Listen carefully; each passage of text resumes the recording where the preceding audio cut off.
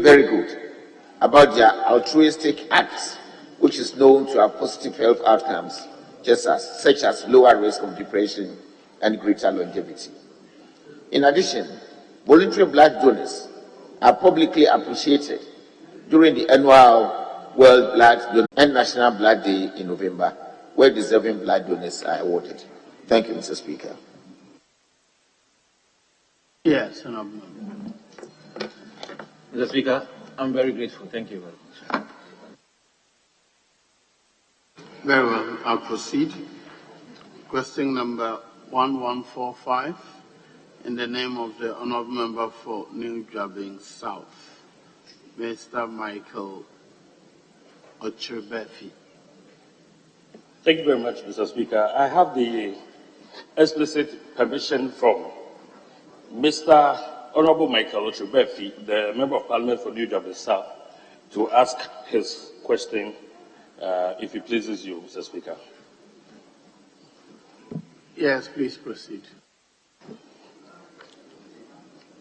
To ask the Minister for Health what additional infrastructure has been provided to the KOFI Regional Hospital to enable it to operate effectively as a regional hospital. Thank you very much, Mr. Speaker. Yes, Honourable Minister. Thank you, Mr. Speaker. Mr. Speaker, the Ministry of Health is in the process of addressing the challenges of the Eastern Regional Hospital to provide quality health care for the people of Eastern Region and beyond, to include even those of us from far away. We are not only adding anything, but, Mr. Speaker, we are actually trying to construct a completely new regional hospital for KOFI. Currently, the construction and equipping of the Eastern Regional Hospital in KOFI is ongoing and at about 50% complete. This project is expected to be completed, Mr. Speaker, by December 2023. And I've been encouraged with pictures I see and site visits that my colleagues attend. Unfortunately, the President went there and was amazed at the progress we have made on the construction of that hospital. I thank you, Mr. Speaker. Yes, any follow-up question? Thank you very much, Mr. Speaker. That's all. Very well. The next question is number 1147 in the name of the Honourable Member for Okankwe South, Ms. Dakwa Newman. Thank you, Mr. Speaker. I rise to ask the Minister for Health when the COVID-19 block of the Kanishi Polyclinic will be handed over to the good people of Okankwe South constituency to help ease congestion and improve healthcare. Thank you, Mr. Speaker. Yes, Honourable Minister.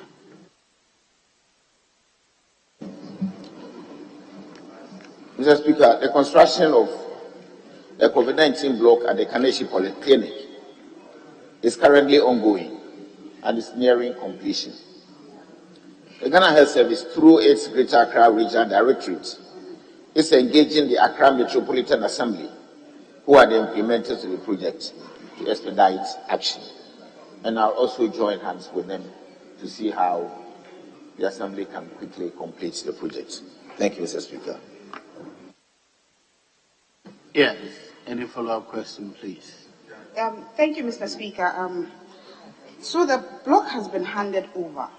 So we're just waiting for when it will be commissioned so the people can have access to it. Thank you, Mr. Speaker. Sorry, you're suggesting that work is actually completed and you're waiting for commissioning. Is that right? Yes, please. Yes, Honourable Minister, your information appears to be not sufficient. Mr. Speaker, that is all the information I have. But now that the MP who is from that area has informed me, I will get people to go and inspect. When they finish the civil works, we'll be left with equipment. And that is what may probably hold on the commissioner a little bit. But we're in the process of procuring some equipment with time. We'll look at what specifically we need to put in there, and we'll try and commission the place. I wouldn't give assurances, but I'll talk to my colleague outside the chamber, Mr. Speaker, to see how best we can solve the problem. Very well. I'll proceed to the next one. Question number 1446, in the name of the honourable member for Gomoa East, Desmond DeGraft Pater. Yes. Thank you, Mr. Speaker. I rise to ask the Minister for Health if there are plans to expand infrastructure in the Porting Polyclinic in the Gomoa East constituency to meet the demand of the people or residents. Thank you. Yes, Honourable Minister. Thank you, Mr. Speaker.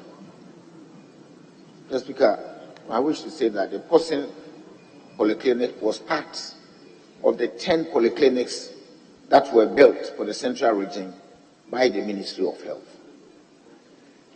This was commissioned for use in 2018, Mr. Speaker, by my good self, and it's currently in full operation with all services being provided as a polyclinic.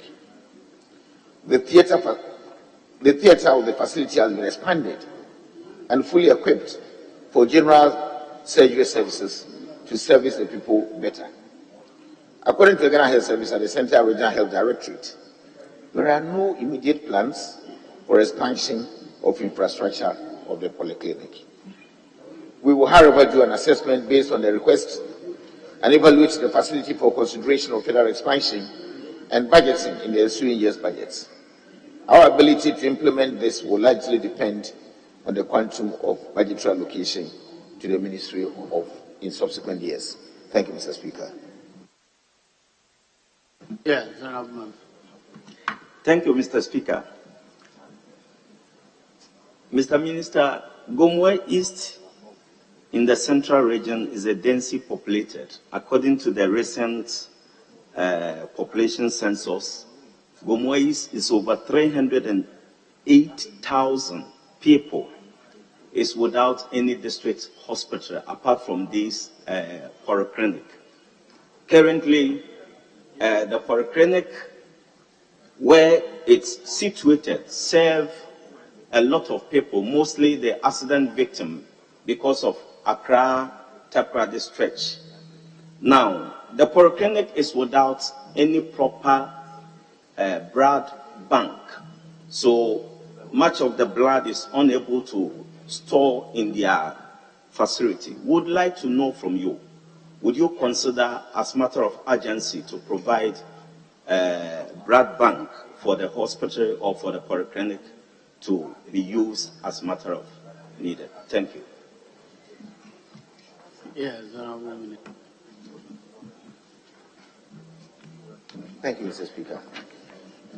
Mr. Speaker, if my colleague had actually let me know that the very critical thing they need essentially immediately is a blood bank, I would probably not have even come here to answer any question.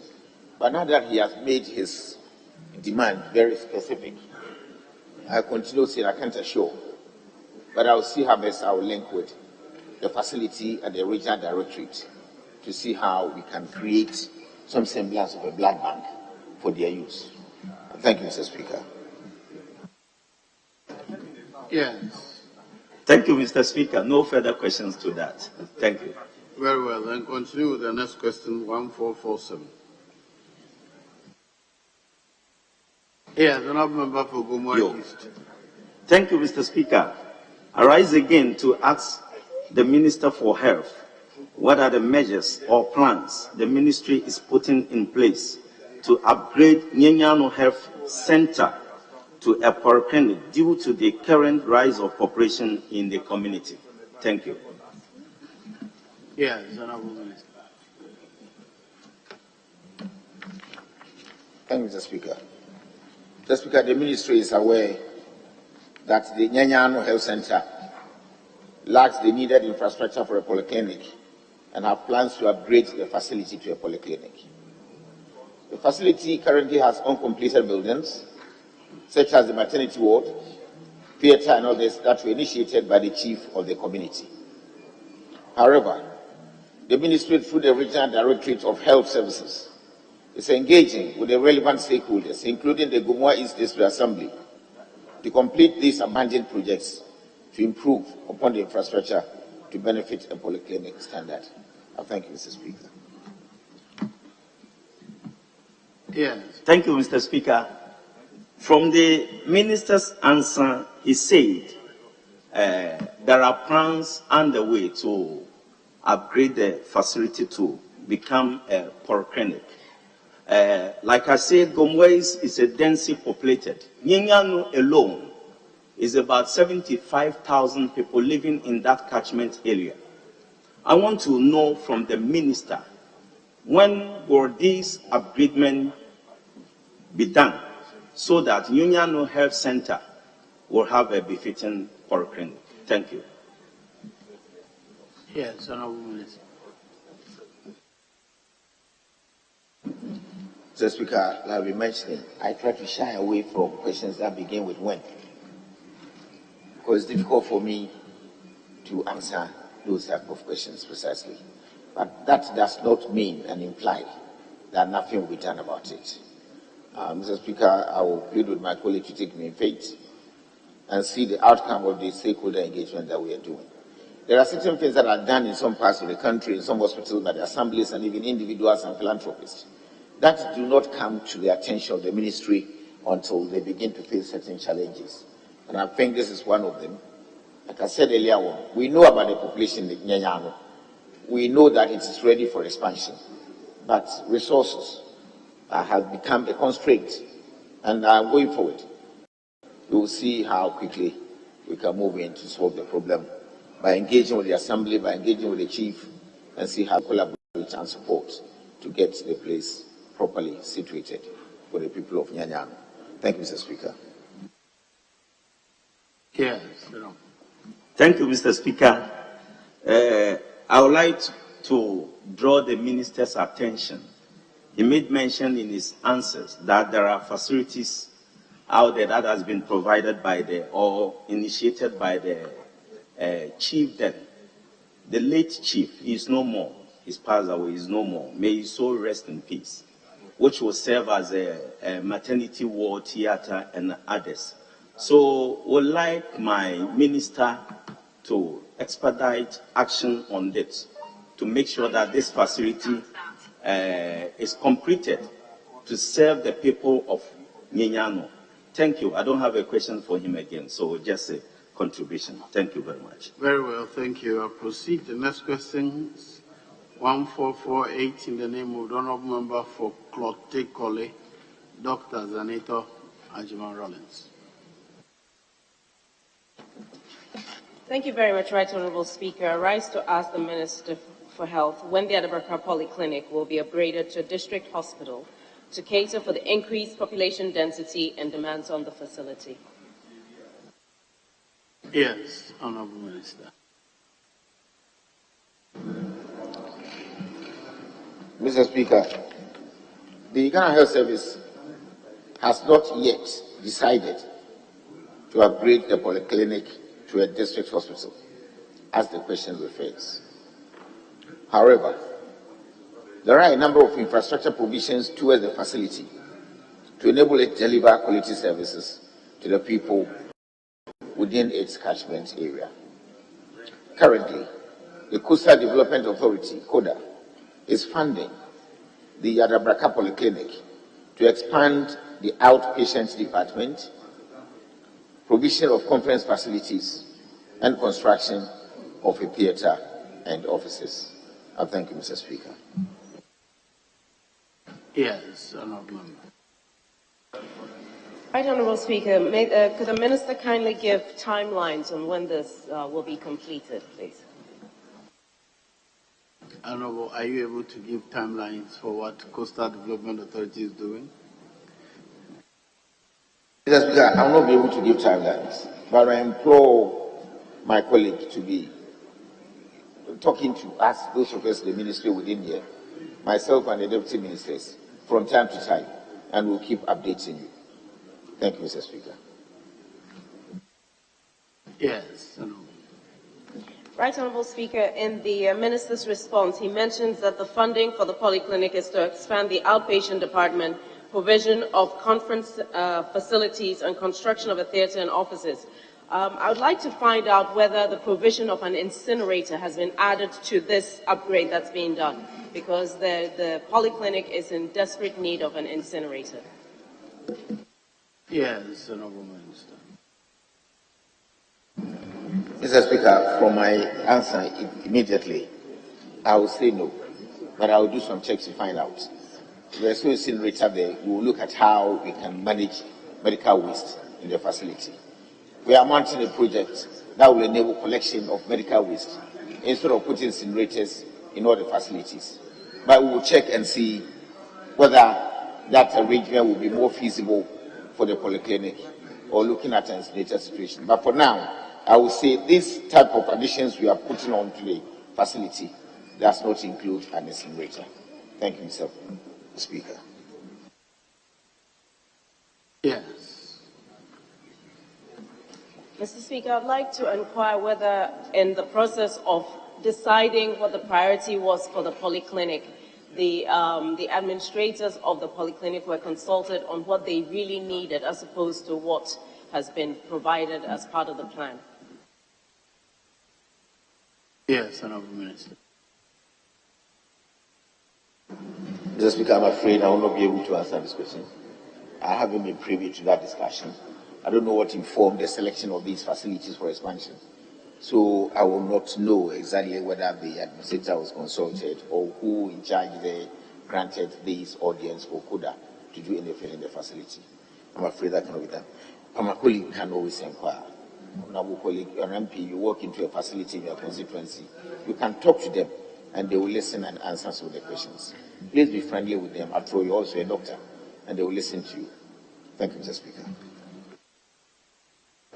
Very well. I'll proceed. Question number 1546 in the name of the honourable member for Case 2 South, Ms. Abla Jifagomashi. Thank you very much, Mr. Speaker. Mr. Speaker, I rise to ask the Minister for Health when the Ketu South Municipal Hospital will be giving the urgently needed neonatal intensive care unit. Yes, Honourable Minister. Thank you, Mr. Speaker.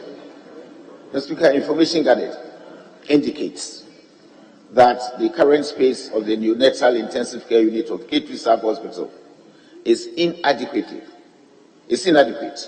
to provide adequate to the number of patients they receive. The ministry plans to expand the unit and are engaging the relevant stakeholders and partners to solicit for support for the expansion of the neonatal intensive care unit at K2 South Hospital. Our ability, again, Mr. Speaker, to implement this will likely depend on the quantum of support we receive and the budgetary allocation to the ministry in subsequent years. Thank you, Mr. Speaker. Yes, Honourable Member. Thank you very much, Mr. Speaker. Mr. Speaker, I filed this question before we rose a couple of months ago. This morning I'm very emotional because I didn't even see this coming. I lost a baby in that neonatal place on the 30th of last month, and that would have been my nephew's daughter. I want to ask the Minister for Health whether he has gone to Ketu South Municipal Hospital before answering this question. Have you ever visited the hospital, please? Yes, Honourable Minister. Mr. Speaker, this has become a personal question. But I want to inform my colleague that I have been to K2 South Municipal Hospital on 2 occasions. That is the day I told I've been to Weta and that enclave, all the hospitals and facilities there, I have walked through them. But let me inform my colleague and other colleagues that this idea of intensive, how do we call it, neonatal intensive care units, weren't plans when hospitals were being built in our country. So if you enter old hospitals like K2 South Municipal Hospital, like where other hospitals, you realize that NICUs came into board when we are concentrating on maternal and neonatal child care. are makeshift sort of places in almost all hospitals. I visited Kolebu, and Kolebu NICU, I couldn't believe it. They had beds, they had things that they didn't have even space to put them in. So it is not very peculiar to Ketu South Unipa Assembly, but I share with your emotions, and wish you well. But there are things that come up, and we continue to try to resolve the matter from time to time. But again, the constraints that we face is budget. And when it's a time we get budget, some of these things, we don't let them sit by. So we'll see how best we can work on it. And Mr. Speaker, one of our challenges is the fact that over the last 2 years since I joined the ministry, CAPEX that is given to us only comes from ABFA, annual budgetary funding amount. And the PIAC, the Public Interest Accountability Committee that is associated on the oil revenues law, insists that you do something physical for us to identify that this money was used for this. So when you try and put things like NICU inside the hospital, things that are like supplementary, refurbishing, maintenance, they don't pass the audit queries. So the little CAPEX we get to, we can't use for some of these things. And that is why our efforts to try to upgrade these things don't come until we get some donor funds or some World Bank money or program has been tailored for this specifically. But I'll take note of this and see how best things can go. We are sourcing some new World Bank projects, we call it P4R, that is going to strengthen the chip compounds and then do what we call practice of network. We will see how best we can put in some maternal child, neonatal issues in there and see if we can incorporate some of these things, including municipal assembly thing in that area. So we have it on board. It's part of our plans, but money has become a challenge. We will see how best we move when we get resources. I'll note this now and see how best we can support you. Thank you, Mr. Speaker. Yes. Thank you, Mr. Speaker. Honorable Minister, you said that you visited the hospital. Between then and now, has there been any particular efforts that you have put in place? And if you kindly share that with me, thank you very much. Yes. Mr. Speaker, this is still becoming very personal, and I will beg to defer this question to her when we meet in the cafe. Thank you, Mr. Speaker. Excuse me, when you meet at where? The coffee shop. Well, the question was for the House. If you think that... But he's asking personally what I've done, what efforts I've No, done. in your capacity as a minister. Yes. Not as the honorable member for Doma Doma. Central. Well, yes, but as a minister, Yes. have you done anything differently? Mr. Speaker, there have been some interventions, but I will not be in the, how do I call it? My capacity to actually apply or rule out what little interventions have been done since I visited there. I very quite much remember. The facilities use the IGFs to do certain things in there, and definitely that has been done. I cannot say no to this question. Thank you, Mr. Speaker. Very well. I'll proceed to the last question. And it, question number 1547, also in the name of the honorable member for Ketu South. Thank you very much, Mr. Speaker. I rise again to ask the Minister for Health when the Ketu South Municipal Hospital will receive the needed expansion to cater for the ever-growing population in the constituency. Yes, Honorable Minister.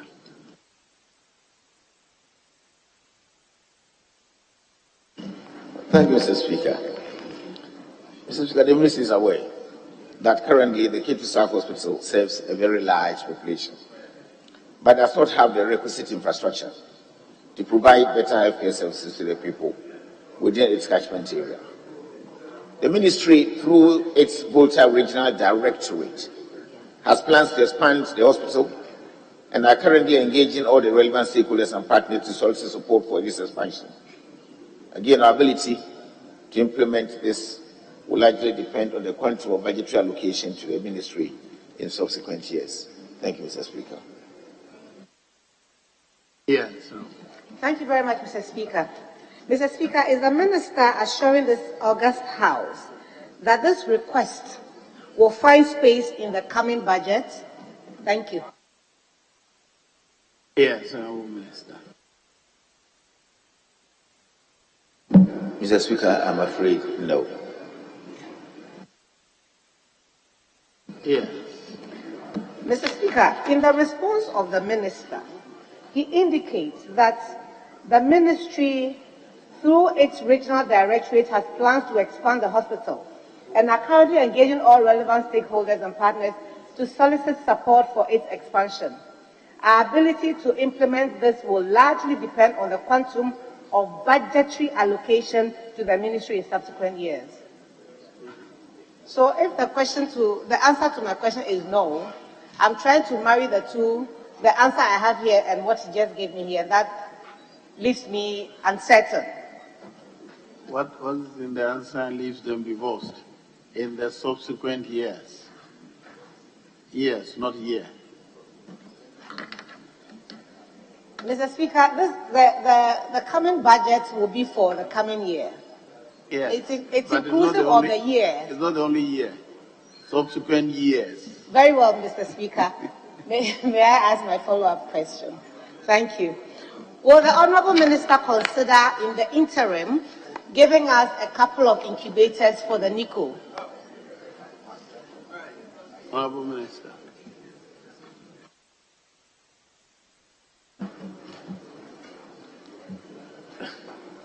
Honourable Speaker, my colleague is pushing me to do what I have vowed not to do in the chamber. But let the rest assured, we are sourcing some funding for some equipment. If we get the ventilators, I'll mark you down and see how best we can support you. But it's not an assurance. I want it to be on record. The record Thank you, says that if you get them, if I get them, it's a conditional issue. Thank you. Yes, Honourable Member. Mr. Speaker, I just would like to now thank you most sincerely for the opportunity to ask the questions and to assure the Minister that I'll be waiting for him in the cafe. Thank you. That is not in the record. Dr. Honourable Member for Chanapaga. Yes. No. Sorry, Nabdam. Yes, you may ask your question. I rise to ask the Minister of Health, what are the possible causes of co-payments by National Health Insurance Authority registered members at health facilities, and what concrete measures the Ministry is putting in place to curtail it? Thank you. Yes, Honourable Minister. Right, Honourable Speaker. Section 37 of Act 852 spells out the provider payment systems as follows. A, fee for service. B, diagnosis-related groupings. C, capitation. Or D, a payment mechanism that the board, in consultation with healthcare providers and the minister, may determine. The current payment system by the NHIS is fee for service for medicines and Ghana diagnostic-related groupings for service. Co-payments or top-ups are not part of the payment at the moment. However, it persists, and the following have been given as some of the reasons for its occurrence: delays in claims payment, perception of unrealistic tariffs, and irregular review of tariffs, medicines, and services. The practice has led to member dissatisfaction of the scheme, and the common language being the NHIS is not working. In addressing the issue stated above, Mr. Speaker, the NHIS is collaborating with Ministry of Finance to ensure regular reinvestment to service providers. There will be regular reviews of the tariffs in response to economic conditions. The current review was done in July 2022, and the process has commenced for the next review. The perception of unrealistic tariffs will be curtailed by strengthening stakeholders' engagements during the process of deriving the tariffs to ensure acceptability and compliance. Mr. Speaker, In addressing these challenges, the Ministry of Health, in collaboration with the National Health Insurance Authority, has undertaken the following measures. The formation of Ministry of Health Interagency Co-Payment Committee, made up of representatives from all provider groups, to sensitize providers on the negative effects of co-payments. And 2, the formation of NHIS national, regional, and district co-payment committees to promptly identify and administer the prescribed punitive measures. These committees have been sworn into office and mandated to receive complaints on illegal payments, investigate, resolve, and/or recommend offenders for the appropriate sanctions. The NHIS is working towards full automated claims management to reduce turnaround time. The NHIS has introduced customer service desks and currently operational at 5 health facilities, of which Princess Louis Hospital in Accra is one of them. The customer desk easily picks up member concerns and immediately addresses it.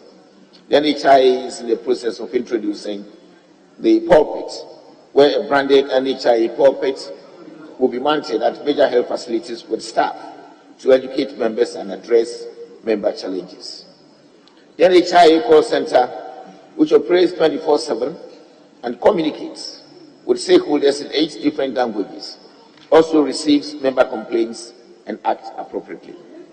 Members of the scheme are also issued membership handbooks, which addresses frequently asked questions on the benefit package of the service, amongst others. Members of the scheme are also issued the membership handbook, which addresses frequently asked questions on the benefit package of the NHIS, amongst others. Thank you, Mr. Speaker. Yes, Right Honorable Speaker, for any health insurance, social health insurance system, predictability of the costs and payments by clients is important. With co-payments or top-ups, the cost to the end user varies from one institution to the other. To avoid all this and to be able to pay realistic tariffs, Right Honorable Minister, what is your opinion on the need to amend the law to find extra resources to be able to implement the scheme? Honorable, opinions are not admissible. Ask questions on facts, not opinions, please. Okay, do you find the need to amend the law for us to be able to find extra resources to implement the scheme? Yes, Honorable Minister.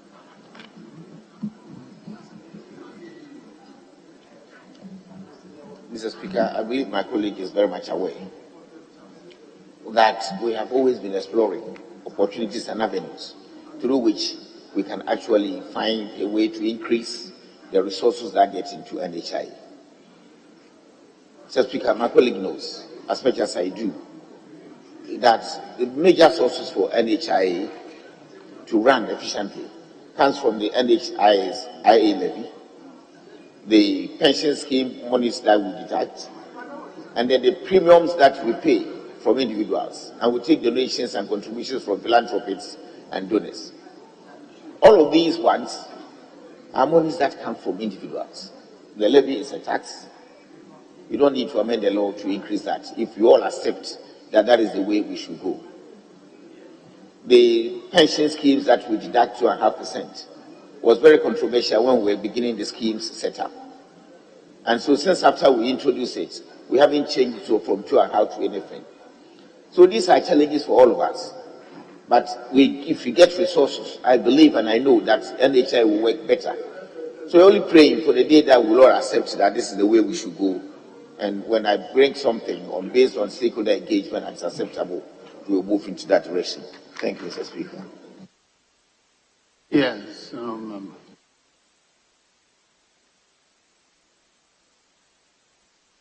In your answer, you stated that the practice has led to members dissatisfaction of the scheme, and the common language is that the NHIS is not working. Honourable Minister, this is very, very true. The NHIS is not working.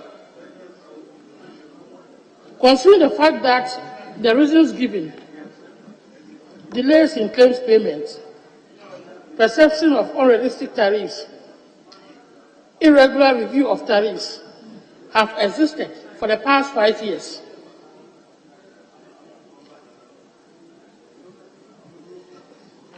Do you think that there's a need for a national dialogue on the way forward? Yes, Honourable Minister. Mr. Speaker, my colleague is again soliciting my opinion. Do I think that's a national dialogue? I pause for your guidance, Mr. Speaker. What you think does not matter. That's it. If I understand you, you're saying that what you think does not matter. Very well. You have one more opportunity. Yes.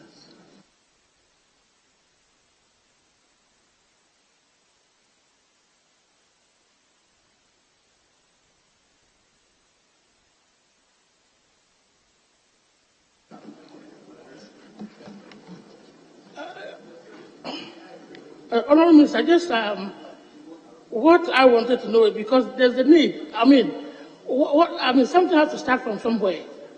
And I believe that with the situation that we find ourselves now, the executive wing of government should be prompted to think of starting a dialogue that will either regularize the co-payment or remove it or do something about it, because actually it's making the health insurance not working as we expect. Okay, my last question. In paragraph 6, you stated that in addressing the issue, the NHIS is collaborating with the Ministry of Finance to ensure regular reimbursement to service providers. However, in reality, for the past 5 years, the Ministry of Finance have been delaying the transfer of monies belonging to National Health Insurance Authority into its accounts, as stipulated by the 30 days. Now, Mr. Minister, what extra measures do you intend to take to ensure that the Minister of Finance carry out this aspect of the law? Thank you. Yes, Honourable Minister. Mr. Speaker, as a minister, I'm doing all the best that I can do to ensure the Minister for Finance gives us the funds that we need. So I'll continue pressing. Thank you, Mr. Speaker. Very well. Yes. Thank you, Right Honourable Speaker. In the Minister's answer, specifically in paragraph 3, where he gives the reasons why there's co-payment, he listed delays in claims payment, perception of unrealistic tariffs, and irregular review of tariffs. And he goes on to give the measures that the ministry is taking. But if you look at it, it's only on the issue of the delays in claim payment. I just want to find out, what are you doing to address the other 2 reasons that you have listed as causes of co-payment? Thank you, Right Honourable Speaker. Yes. So. Thank you, Mr. Speaker. Despite the last 2, perception of unrealistic tariffs and irregular review of tariffs are closely related. They imply about the same thing. But if you go to the next 2 paragraphs, I put in there. There will be regular reviews of tariffs in response to economic conditions. Thank you, Mr. Speaker. Very well. That brings us to the end of question time. Thank you for attending upon the House to answer questions. Your discharge, Honourable Minister. Yes, Leader. Speaker, we are billed to have a committee of the whole, but as was earlier agreed, we will take a statement by the Deputy Minister, after which we will break into a committee of the whole. We are expecting the Ghana Enterprise Agency and the Ministry of Finance to give us some briefing on the youth start. So, if you may, we should now take the statement by the Deputy Minister. Yes, Honourable Member for Sisala East, you may read your statement now. Thank you, Right Honourable Speaker. Mr. Speaker, this Saturday, 19th November 2022, Ghanaians will mark the commemoration of yet another World Toilet Day.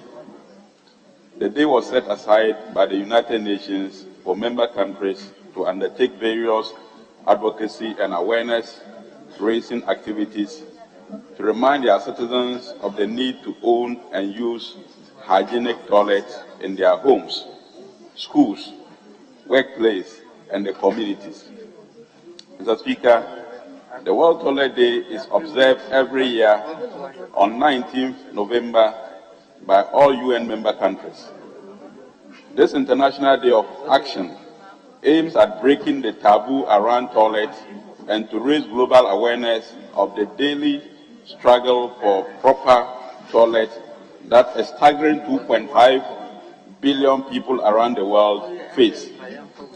The main reason for commemorating this day is to unite everybody who is passionate about toilets to ensure that access to improved toilets, which has been declared a human rights issue by United Nations General Assembly Resolution A/RES/64/292 on 28 July 2010 becomes a reality for all. Mr. Speaker, this year the World Toilet Organization and the Water Supply Sanitation Collaborative Council are joining forces to encourage different groups such as the media, development organizations, the private sector, civil society, and politicians to advocate and take action for safe, improved toilets for the toiletless in the world. Over the past decade, World Toilet Day has become an important platform to raise awareness, inspire advocates, and demand action from our leadership at all levels. Mr. Speaker, the theme for this year's commemoration is, and I quote, sanitation and groundwater, unquote, with campaign tag, making the invisible visible. This theme was carefully selected to drum home the direct correlation between sanitation and groundwater sources, juxtaposing this theme with the fact that a whopping 18% households in Ghana still practice open defecation or do not have access to toilet at all, should be a major concern for all meaning Ghanaians. Mr. Speaker, we are here today because the Ministry of Sanitation and Water Resources wishes to emphasize the importance of toilets in the lives of every Ghanaian. There is a need for everybody to reflect on the need to build, own, and use improved toilet facilities at home. It is critical for people and institutions at large to understand that the moment one practices open defecation, everybody's life is endangered. We want all Ghanaians to reflect on the difference between life with a toilet at home and life without a toilet at home. Let us imagine a day without a toilet facility in the life of a school child, especially a girl child. Mr. Speaker, it is sad to know that in today's world, where modern technology is penetrating the furthest outskirts of this planet, a silent crisis is taking place and seriously affecting the health, well-being, dignity, and development of millions of people. Mr. Speaker, it is interesting to note that just 1 gram of feces can contain 10 million viruses, 1 million bacteria, and 1,000 cysts, and 100 worm eggs. The impact of poor or non-existent toilet facilities on people's health, quality of life, dignity, and income is overwhelming. This makes safe disposal of human feces a key concern for all. Mr. Speaker, it is estimated that at any given moment, half of the developing world's people are sick from diseases associated with unsafe water and improper sanitation.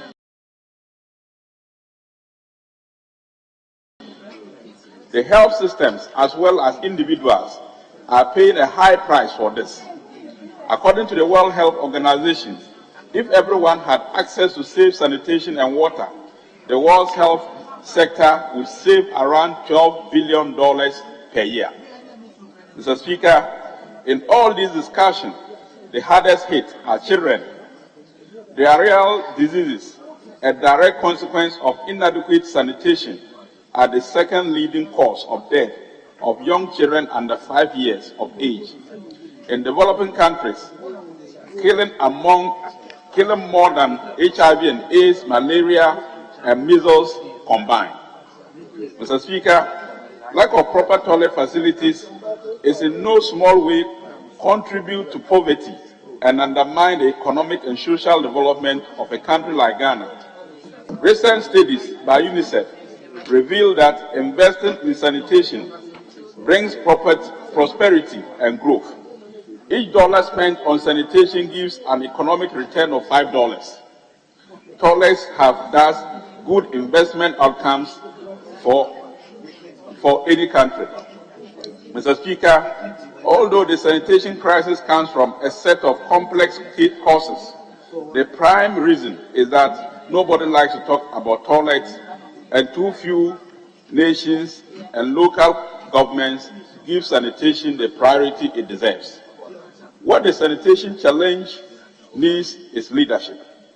Politicians and decision makers, the international community, religious authorities, businesses, media, and local communities need to learn, speak out, and act on issues of sanitation. Mr. Speaker, additionally, sanitation directly impacts the lives of women and girls. Every day, millions of women and girls lack privacy and have to wait for ducts to relieve themselves, often a dangerous practice which predisposes them to sexual harassment and rape. According to a report titled, and I quote, "Out of Order, the State of the World's Toilet," unquote, published by Water Aid in 2017. Proper sanitation facilities are also instrumental for women and girls during menstruation, who need space for washing and somewhere to dispose of sanitary pads, especially for adolescent girls. A clean and private toilet impacts their school performance. However, menstruation and its management remain far too often hidden in a culture of silence due to lack of toilets and changing rooms. Mr. Speaker, girls who don't have decent toilets at school or near home have to defecate in the open or use unsafe, unhygienic toilet, often shared with boys. Aside from the health risks, this is uncomfortable, embarrassing, and put them at risk and verbal and even physical abuse. To avoid the embarrassment, they will often avoid eating and drinking during the day, making it hard to concentrate at school. Once they start their period, girls are more likely to miss classes or drop out if there is not a decent toilet at school. It is estimated that in sub-Saharan Africa, 1 in 10 girls miss school during their period. Mr. Speaker, everyone has a right to health and dignity, and women and girls have specific needs too. Meeting these requires their equal and active participation in decision-making about sanitation and hygiene. Female biological needs make a lack of toilet particularly harmful for women and girls, from birth through childhood, into puberty, throughout adult life, and into old age. Mr. Speaker, the effect of lack of access to improved toilets contribute to the death of 3,600 children.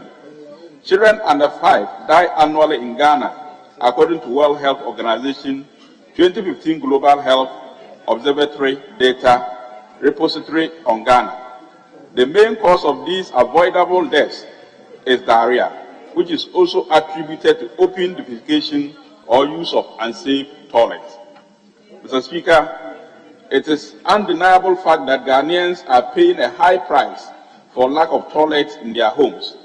Ghana loses over $290 million every year, according to Water and Sanitation Program of the World Bank 2012 study titled, and I quote, Economic Impact of Poor Sanitation in Ghana, unquote.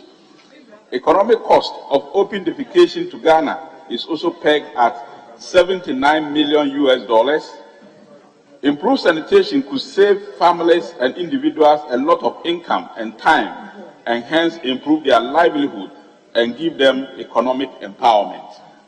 Mr. Speaker, a World Bank country environmental analysis conducted in Ghana has shown that health costs resulting from poor water, sanitation, and hygiene cost the country the equivalent of 2.1% of annual gross domestic product. The indirect effects of malnutrition, to which poor water and sanitation contributes 50%, according to World Health Organization, cost even more than the direct effects, taking the total health cost to 5.2% of annual GDP in Ghana. The study also demonstrates that poor water and sanitation significantly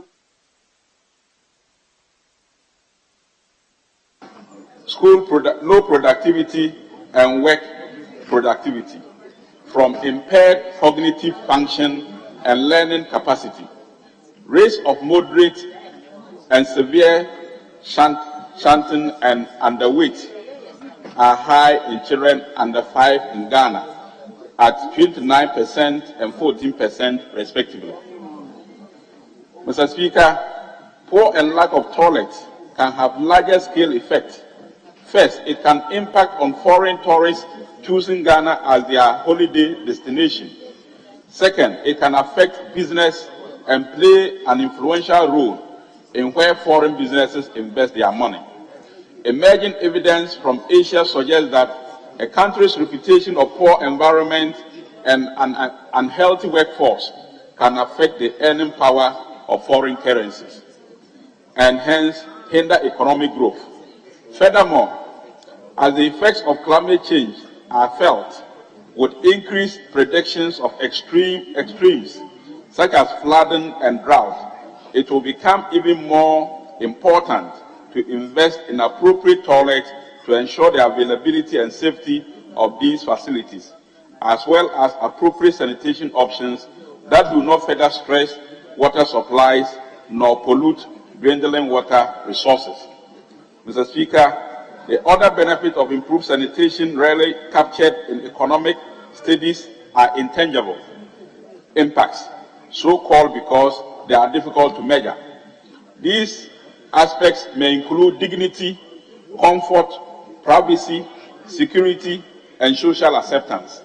An undeniable basic need is to have a nearby, safe, and private place to defecate, and this is especially true for women, the elderly, the sick, and also children.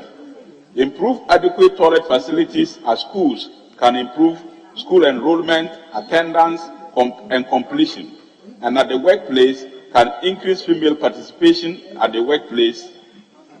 Hence, toilets promote social equality and economic growth. Mr. Speaker, investing in toilets is not only politically popular and socially beneficial, but it makes good economic sense. Economic evidence supports that attaining countries' SDG target to achieve universal and adequate sanitation coverage does not only improve quality of life, but also bring tangible health, environmental, and economic benefit. Improving access to sanitation contributes importantly to the achievement of other SDG targets. Mr. Speaker, the country's medium-term plan for 2022 to 2025 sets at 61.85% of the total population will have access to at least basic sanitation services, with 45% having access to safely managed liquid sanitation services. Also, the country's pledge to the UN SDGs to achieve equitable and adequate sanitation for all and end open defecation will be due in less than 8 years from now. In practice, this will require that nearly 2 million people should have access to basic sanitation service each year until 2030. Achieving these objectives will require a coordinated, cost-effective, and inclusive response. As a country, we need to invest a minimum of 12.24 billion Ghana cedis capital investment alone, which translates into containment cost, emptying and treatment cost, and institutional facilities. The health impacts of poor sanitation trap people in poverty, making it difficult to get educated or work to support their families. It goes without saying that everyone without this basic human right called toilet is affected, but it is worse for some than others. For example, women and girls, older people, and people with disabilities are affected most. Mr. Speaker, Ghana has committed to ending open defecation and achieving access to safely managed sanitation for all by 2030 as part of the Sustainable Development Goals, SDGs, paying special attention to the needs of women and girls. However, progress made to date has not been fast enough, and this needs to change. Mr. Speaker, to reverse this gloomy picture about Ghana as far as access to toilets is concerned, the Ministry of Sanitation and Water Resources, in collaboration with key stakeholders, will, among others, undertake the following. A. Pursue aggressively the One House, One Toilet initiative to ensure households get decent toilets in their homes. In the next 1 year, a total of 200,000 toilets will be added to the toilet stock in the country. B. Facilitate the construction of toilet facilities in schools and health facilities across the country. C. Collaborate with the Ministry of Justice and Attorney General to set specific dates to trial sanitation cases, which include construction of toilets. D. Collaborate with the Ministry of Local Government, Decentralization and Rural Development, and in effect its MMDAs, to ensure toilets and other sanitary facilities in public institutions are kept clean and safe all the time. Mr. Speaker, I am happy to inform you that no cholera outbreak has been reported in Ghana since 2017. While I commend government under the able leadership of His Excellency Nana Addo Dankwa Akufo-Addo for pragmatic measures put in place to address the challenges of access to sanitation, let me take this opportunity to thank WASH stakeholders and partners within the sector for their support all these years. Partners like UNICEF, World Bank, World Health Organization, Water Aid, Plan Ghana, Catholic Relief Services, Global Communities, USAID, World Vision Ghana, IRC, SMV, Zoom Lion Ghana Limited, Rotary Club, and Coniwas have been very supportive to my ministry, for which we are grateful. In a country where there are more mobile phones per household than toilet, we need to continue talking about the need to have toilets in all homes and institutions in Ghana. This, I believe, will help maximize the health, economic, and social benefit of toilet among the good people of Ghana. Let us advocate and stand up for the toiletless in Ghana. Mr. Speaker, I thank you very much for the opportunity to make this statement. Thank you. Now, members, that was a rather long one, and I hope members concentrated and are ready to contribute. Yes, the honourable member for Stakeholder. Thank you, Right Honourable Speaker, for the opportunity to contribute to the statement made by the honourable colleague on World Toilet Day. Mr. Speaker, the theme this year, which is about making visible the invisible, is mainly about the impact of the sanitation crisis on groundwater. Mr. Speaker, one of the reasons why groundwater is so important is the fact that as we talk about the drilling of boreholes tap directly into groundwater. And the expectation is that groundwater should not be contaminated as it's a source of drinking water for various communities. And therefore, in dealing with the impact of sanitation above ground, it has a knock-on effect on communities that may be far removed from these areas, but that are tapping into groundwater, which ultimately will affect their health. Mr. Speaker, in looking at some of the technologies available with regards to toilet facilities... Honourable member, hold on. Thank you. There's too much noise in the chamber. Honourable member for Tema West. Honourable member for Tema West, can you resume your seat?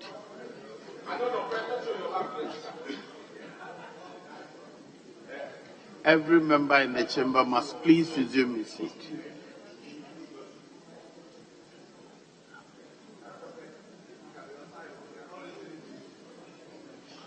Well, Honourable Tete, I ask that everybody resumes his or her seat. Please resume your seat.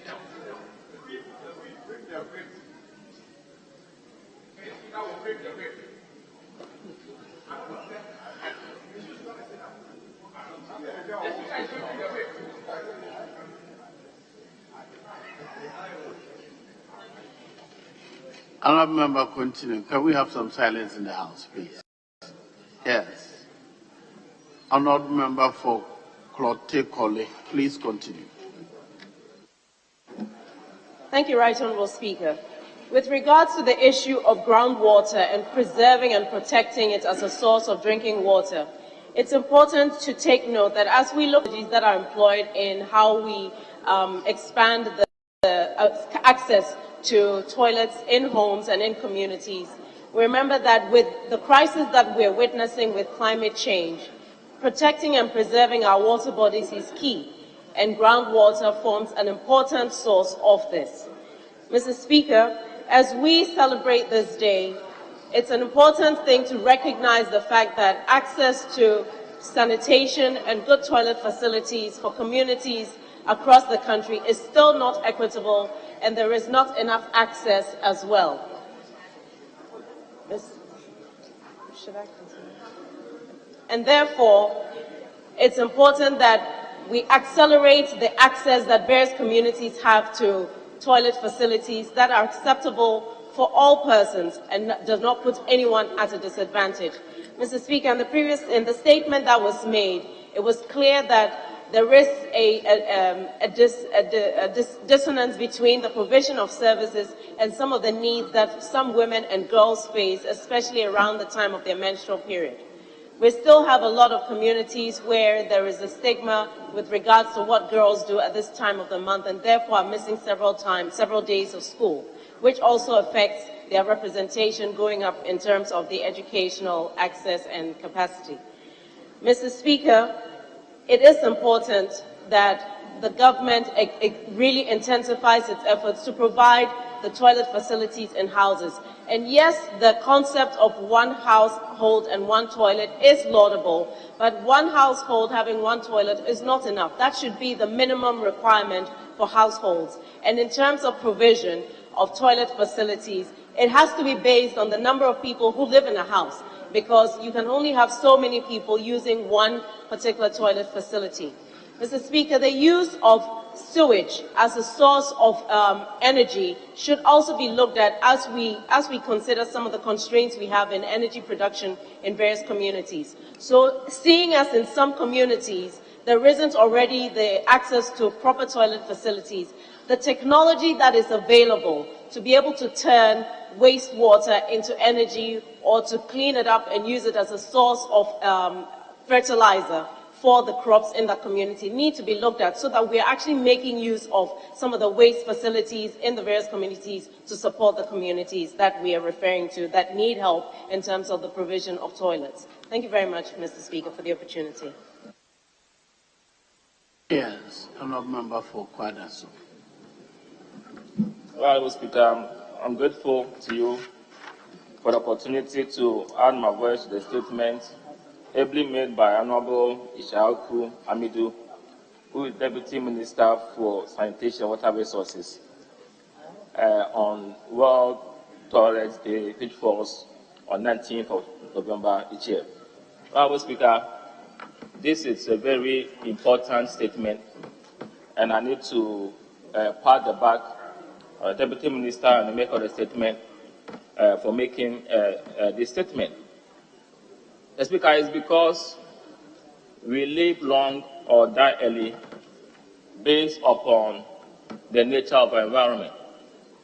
If you live in a society where you have a very good environment, proper sanitation and hygiene, it is more likely that we can guarantee longevity in terms of our lifespan. That is why all steps must be made, all efforts put in place to ensure that the sanitation that surrounds us is something that will promote our well-being and also protect our health. Making provision for toilets in households, for me, is very important because you go to some communities, some homes, they don't have toilet facilities, and that is injurious to the health of those who live within those environments. Mr. Speaker, if you look at page 7 and 8, when the maker of the statement was enumerating steps that the ministry is putting in place to ensure that we have a clean environment and also the availability of toilets in households and communities, it was conspicuously missing the need to have public place of convenience in communities. Mr. Speaker, you go to some areas, especially new areas, new developing areas, there are no public place of convenience in those places. So, in as much as we are thinking about families and households, we must also be thinking about guests, people who visit these communities. How do they get a place of convenience? How do they get toilets if some are not built there? So I'm thinking that the ministry must also avert their minds to this area in ensuring that we have public place of convenience in communities that will not only serve the inhabitants of those areas, but people who also visit those areas. And I think that, Mr. Speaker, is something that is noteworthy and must be done. It is also painful to me that in this day and age, we are talking about the fact that we need to have household toilets. We are in the 21st century. And I think that we need to hasten our steps and efforts and ensure that every household will have a decent place of convenience. And it's mostly because of its health implication. As Speaker, in this country, you go to buy maybe food, and you see vendors selling along gutters, open drains. You go and buy food, and you are buying disease. You go and buy food, and you are buying your deference.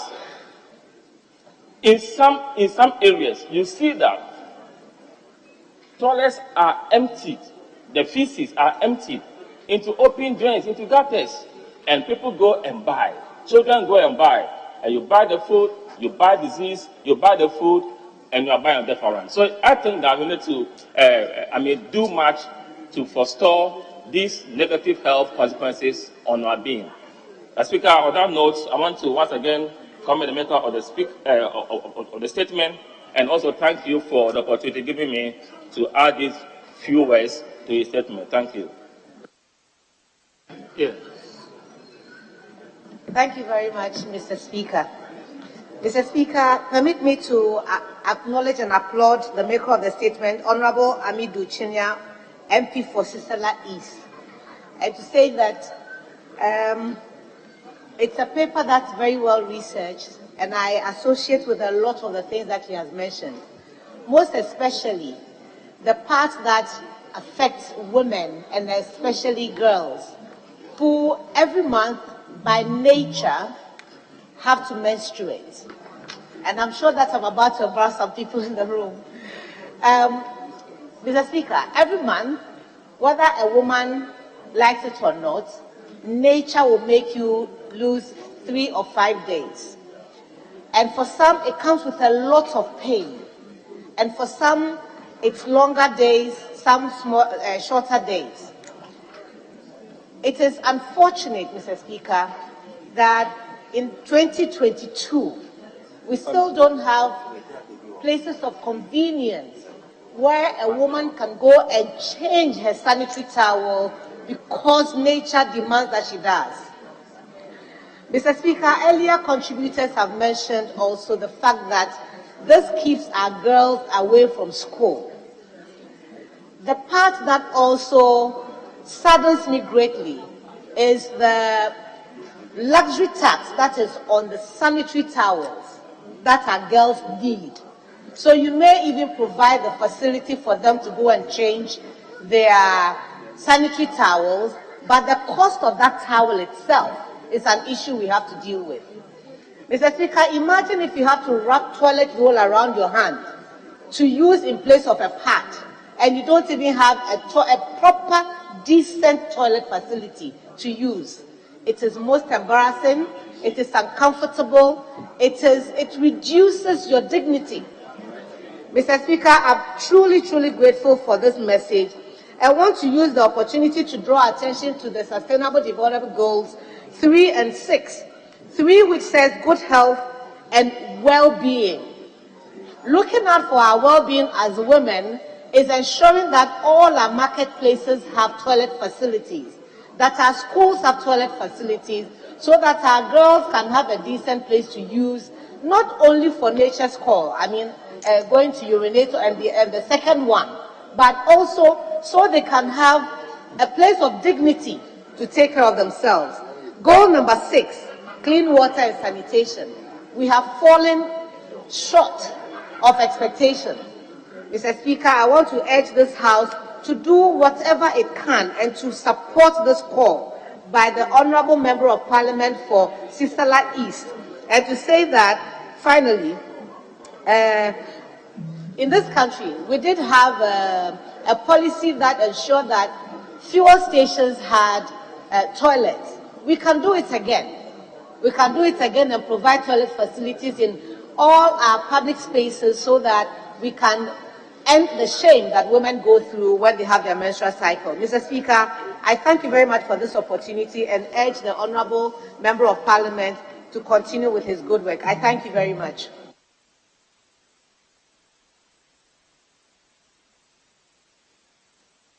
Yes, leadership. Thank you very much, Mr. Speaker, for giving me the opportunity to make few comments on the statement ably moved by the Deputy Minister for Water and Sanitation. Mr. Speaker,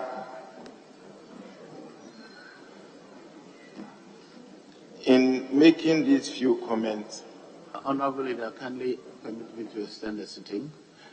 Honourable members, having regards to the business of the House, I direct that the House sitting is extended. Please continue. Thank you, Mr. Speaker. Mr. Speaker, when it comes to provision of toilets, I think in 2017 as a country we started very well. And I'm making reference to we recognizing that there were deficits in a lot of in the provision of toilet to most of our communities. So, Mr. Speaker, the Ministry of Local Government signed a memorandum with a private company, that's the Ghana First Company, to provide toilet facilities to a number of communities. Mr. Speaker, in 2017-2018 alone, about 2,000 toilet facilities were started. About 1,486 contractors were involved. But Mr. Speaker, when the ministry was divided into two, ownership of those facilities became a problem. And as I speak to you, Mr. Speaker, most of those toilets have been abandoned.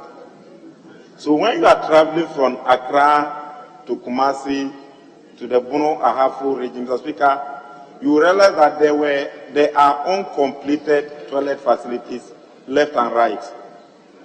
Mr. Speaker, if we are able to complete the 2,000 toilets alone, it will help a lot in closing the gap between the house and the have-nots in terms of provision of those toilets. But Mr. Speaker, one mistake that we did as a country was that because it was a private company signing a memorandum with a ministry to do this project, we didn't take into consideration the number of people in some of the communities. So you go to a small community with a population of about 500, and they were given 20-seater toilet facilities of about 2 or 3. So they are not economically viable, but you know, as you are operating them, there will be operational cost. So, Mr. Speaker, in commending the maker of the statement for bringing this to our attention, I want to draw the attention of the Ministry of Local Government and Rural Development and the Ministry of Water and Sanitation that they should liaise or continue with the memorandum that was signed, even though the matter is with the Attorney General as I speak, to make sure that the company is able to secure funding to be able to complete them. Inability of the company to get the funding, the ministry should adopt all those 2,000 toilets. Then we see a way of completing them, because it is part of our national resources, whether private or public, that were used to provide them. If we allow them uncompleted like that, the company doesn't win, the contractors don't win, the nation also don't win, and the communities where they are located are also not benefiting from them. So, Mr. Speaker, with these few comments, I once again want to commend the maker of the statement and to call on those two ministers concerned or ministries concerned to liaise with the Ghana First for us to complete those abandoned toilets, to be able to do away or eradicate open defecation in our society. Thank you for the opportunity. Yes, majority bench. You did very well. Yes, Honorable Minister. Thank you very much, Mr. Speaker. Mr. Speaker, I believe that the maker of the statement, the Honorable Deputy Minister, has done a yeoman's job. Mr. Speaker, the basic fact is that there are some things that we don't want to talk about. But I believe that this statement is making the invincible visible. Mr. Speaker, if you look at sanitation and groundwater, clearly we all understand that when somebody practices open defecation, he endangers everybody. And that is the reason why we need to look at this business of toilets, especially at home, key in national development. Mr. Speaker, I remember when I first came to Parliament, I thought the business of talking about toilets was a big taboo. So Professor Honorable Mike Aaron Quay broached the matter as a major statement on the floor of this House. And I believe that to date, we've all every year tried to celebrate it.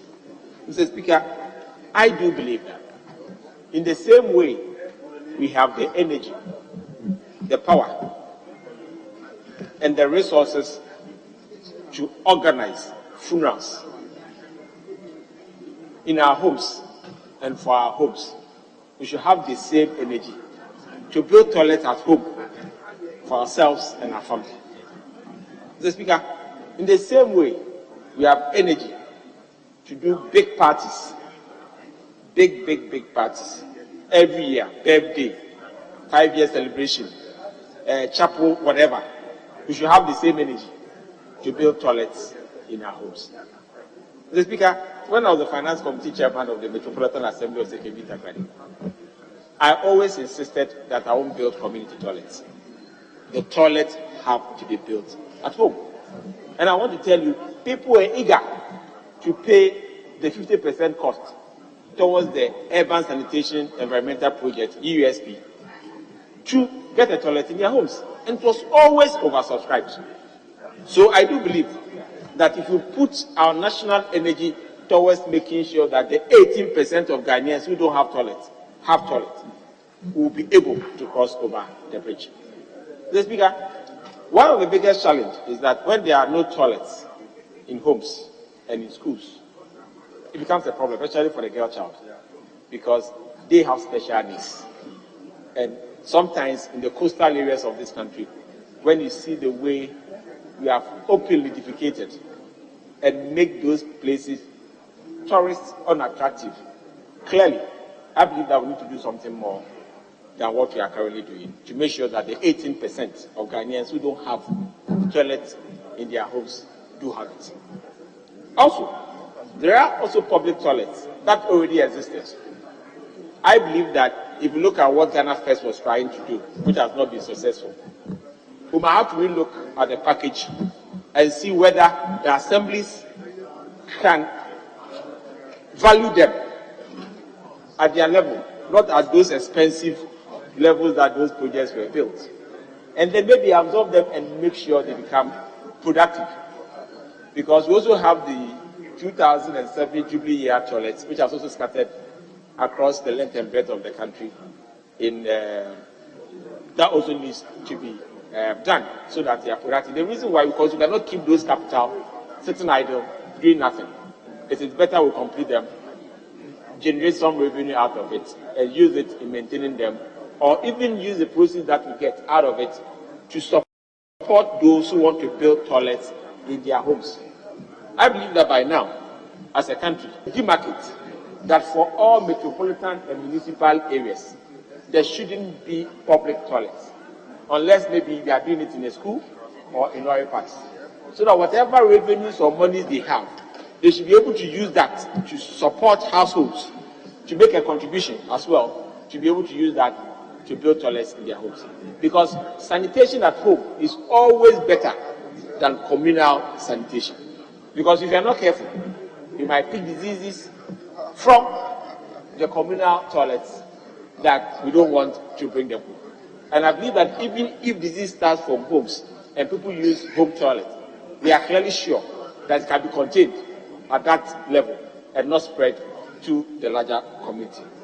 With these few years, Mr. Speaker, I believe that the call by the Ministry of Water and Sanitation is key in making sure that we provide or get our own toilets and make sure that sanitation and health is up in our communities, in our institutions, and in our country. Thank you very much, Mr. Speaker, for the opportunity to have my voice. Very well. No, I was looking for you earlier. I didn't know you had moved forward, but when I came here, you deferred to the regional minister. So, sorry, we've lost your chance. Honourable members, I think this statement brings up an important issue which we must all pay attention to. By and large, many communities appear to be ceding the personal responsibility to provide toilets for their homes to the public, so to speak. And we members of parliament have become, unfortunately, the whipping boys and girls for communities where those facilities are not provided. I think our focus should be to encourage and orientate people to understand that it is first and foremost their personal responsibilities to provide toilet facilities in their homes. If, as individuals, they may not afford it, as a group, they should be able to pull resources together and provide it for themselves. There are communities that have no business calling on MMDCs or MPs to provide them with public toilets. But unfortunately, they become the electoral deciders. What sometimes is frustrating is when you manage to mobilize resources to build a facility for a community, they use it for 5 years and they tell you that it is full or it is broken down. Come back and repair it. Often, the community is the services. People are paying for the use of it. Convert that cash, call it community money. But you, the MP or the MCE, should find room and build another one for that. I think it is time we politicians stood together and insisted that people must take responsibility for their personal hygiene and sanitation. Of course, there's always support the truly needy, but we should not permit entire communities to shirk their responsibility of providing toilet facilities for themselves.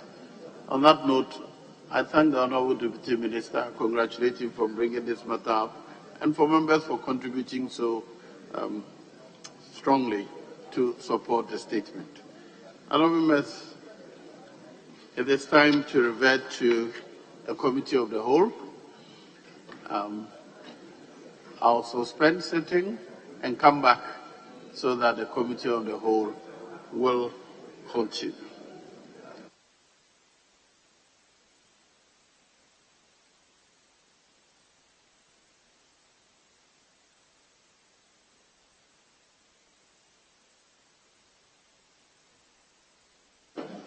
Yes.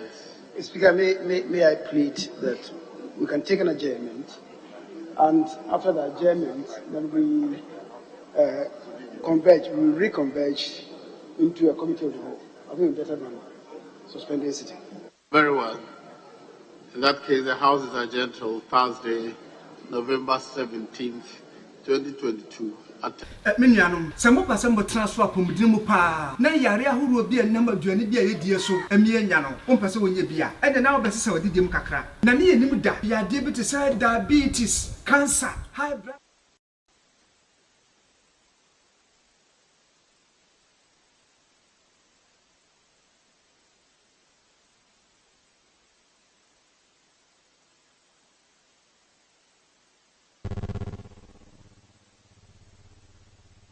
Cholesterol and the Casamro, the Kakamino, say it to me, a friend, you need me to say Banku, Fufuo, Dokun, and Pessi, and the Kakamon. It's in Asia Pa, and Koma, true green foods. Yawado, Makobo, Green Health Pharmacy, and a functional medicine center home. So what did me and the beer, carbohydrates, no, a yellow. Yeah, you're very healthy. Now, dear the bureaucrat say, what diabetes you, uni bio, udia, uni problem. Maybe such red. If I say we did true green foods for me, I don't know. Experience. My poem did a CP. Me sugar na me huri koso tentena. I told you, ma. Medi fufu, benku, dokono, tuzafi, eba, any amala. Omuni anena na meka. Sa wo kan enche sma na be. Dosi mixed flour, alka mixed flour, fufu mixed flour, yummy mixed flour, kajma porridge, alter oat, better oat, clean oat, and the baking mixed flour. True green foods so there. Start same be anymore. O kan so a sma na ben.